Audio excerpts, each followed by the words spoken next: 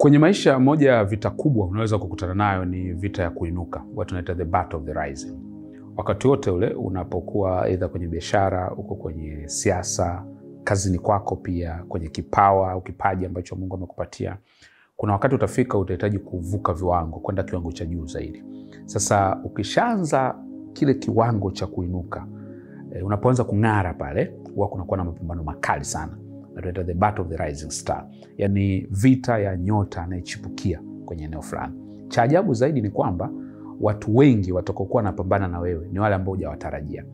Mara nyingi watu nafikiri tunapoanza kuinuka sasa, labda kuna aina fulani watu tumeshaweka akilini kwetu kwamba huyu atanisupport, huyu atanisupport, huyu atakuwa pamoja na mimi. Sasa moja frustration utakutana nayo ni kwamba watu wengi walikuwa unafikiri na kuwatarajia wa kusupport kuinuka kwako watakuwa kinyume nawe.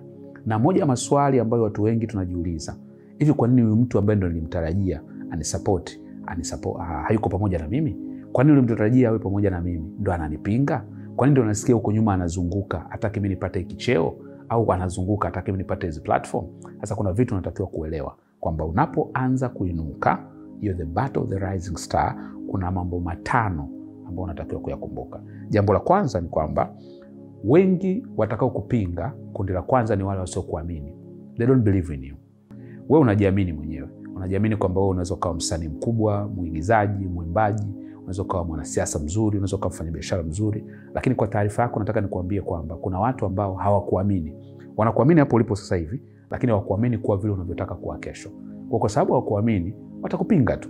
Kwa sababu wao wanajua kwamba watu wengine watakuwa wanapoteza muda, wengine watakuwa wanajidai, wengine watakuwa na nia makuu kuliko uwezo wako. Kwa watakachofanya ni wataanza kukupinga. Na sio tu kukupinga, watatengeneza hata hila za wewe usipate iko unachotakiwa kuwa nacho. Kwa hiyo kuna watu ambao hawakuamini. Ndio maana katika maisha ni muhimu sana kupata watu ambao katika maisha yako unajua wanakuamini na wanaamini katika ndoto yako. Kwa sababu la sivyo utakuwa frustrated, na watu wengi sana wanaishia njiani kwa sababu wanapofikia hiki kipindi ambacho watu hawaamini. Na iko hivi, sio kila mtu lazima akuamini ili ufanikiwe kwenye maisha yako. Unahitaji watu wachache ambao wanaweza kukuamini. Kwa hiyo kuna watu watakupinga kwa sababu hawakuamini. Lakini kundi la pili ni kwamba kuna watu watakupinga unapoanza kuinuka kwa sababu wana hofu utachukua nafasi yao. Wewe unaona ni kitu kama cha kawaida tu. Mimi bwana nataka kufanya biashara mkubwa. Mimi nataka kuwa mwimbaji mkubwa. Mimi nataka kuwa msanii mkubwa. Mimi nataka kusoma zaidi, niongeze elimu, nipande kwenye cheo changu. My friend, kila unachokitaka wewe kuna mtu tayari anakikalia. Kwa kuna watu wanakupinga sio kwa sababu una uwezo, ila ana hofu kwamba wewe utakuja kuchukua nafasi yako. Kwa kuna vita ambayo mtu atakuwa anakupinga kwa sababu ya hofu ya wewe kuchukua nafasi yake. Na hii vita huwa haiangalii. Ndio maana unaweza kukuta wewe una cheo kidogo sana, una mtaji mdogo sana, una nafasi ndogo sana, lakini anayekupinga ni mkubwa, ana kila kitu na amekuzidi kwenye kila kitu. Unashangaa, mbona kama kanizidi kila kitu?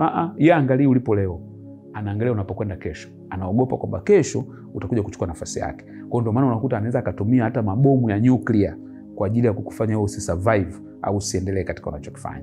Kwa hiyo kuna watu watakupinga unapoanza kuinuka, nyota yako inapoanza kung'aa kwenye eneo lako la maisha, kwa sababu tu wanaogopa utakuja kuchukua nafasi yao.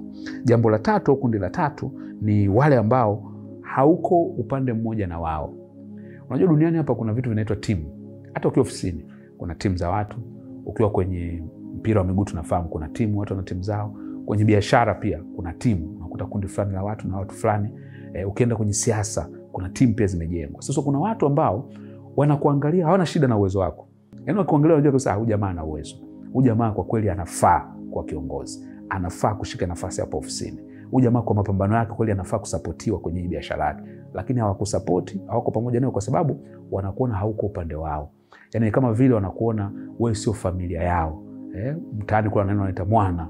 Kwamba wewe sio wa kwao, sio upande wao. Kwa hiyo kuna watu wanakupinga sio kwa sababu ya uwezo wako ni mdogo, sio kwa sababu eti una tabia mbaya, sio kwa sababu kitu kingine chochote, ni kwa sababu tu you don't belong in their family.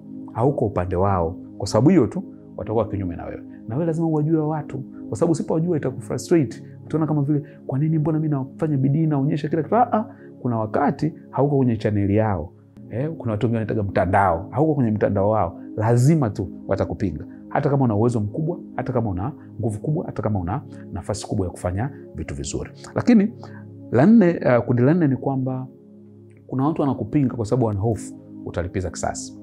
Unajua kuna watu wamekufanyia mambo mabaya sana.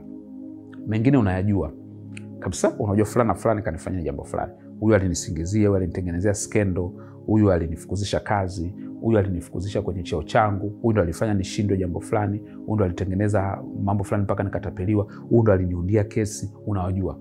Wengine inawezekana hata uwajui. Wao wamefanya zao kwa siri, wao hata uwajui. Lakini wao wana hofu kwamba pengine unajua. Sasa mtu yote yule akigundua alikufanyia mabaya na leo unaelekea kuwa mtu mkubwa kwenye maisha, lazima atakupinga. Kwa sababu hofu yake, ana hofu kwamba unaweza ukaja kumlipizia kisasi. Kwa ndio maana unaweza ukashangaa mtu hata una mahusiano naye yoyote, hamna mahali mnapokutana, lakini unashangaa tu anakupinga, anakusema vibaya, anafanya nini, unajiuliza hivi nini kimetokea? No, ni kwa sababu ana hofu kwamba utamlipiza kisasi. Kwa sababu yeye akili yake inavyomwambia, kama ingekuwa yeye, ina maana angepata nafasi lazima angelipiza kisasi. Kwa hiyo naye anawaza, anasema ujamaa pia na mimi pia anaweza akaja akanilipizia nini? Kisasi. Kwa kuna watu watakupinga tu, sababu niyo tu. Hawana shida na uwezo wako, hawana shida na kwamba wewe umeelimika vizuri, hawana shida na kipaji chako, hawana shida ni wakati wako, hawana shida kwamba watu wanakupenda. Shida yao ni moja tu, utawalipizia kisasi ukiingia kwenye hiyo nafasi. Lakini kundi la mwisho ni wale watu ambao walitarajia uwategemee. Yaani hawa ni kama wamejiweka kama miungu watu.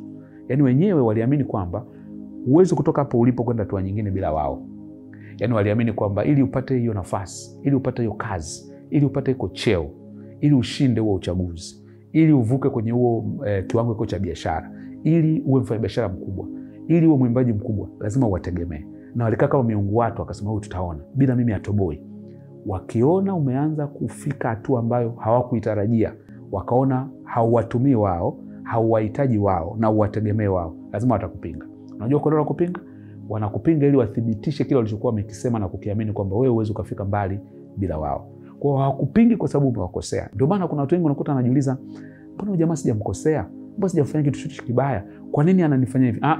Ni kwa sababu alijiaminisha na kujiapiza. Wakati mwingine hata aliwaambia watu kwamba wewe huwezi kufika mahali popote bila yeye. Sasa anapoanza kuona unaenda kwa kiwango fulani bila matarajio ya yeye kukusaidia chochote, anaumia, anataka kuthibitisha kwamba huwezi ukaenda mahali bila wewe. Ataanza kukupinga, wengine ataanza kukuharibia jina, ataanza kukuchafua, ataanza kupigia simu watu na kukuambia usikusupport, ili mradi tu aonyeshe kwamba bila yeye hautakwenda mahali. Cha ajabu ni kwamba Mungu atawashangaza, kwa sababu anaweza kutumia mtu mwingine na wala sio wao ili wakufika kule ambako unataka kwenda. Je, umeshakutana na hii battle of the rising star? Ningependa pia uniambie, pia tushirikishane na tushauriane zaidi namna gani tunaweza tukapenya pia katika mazingira kama hayo. See you at the top.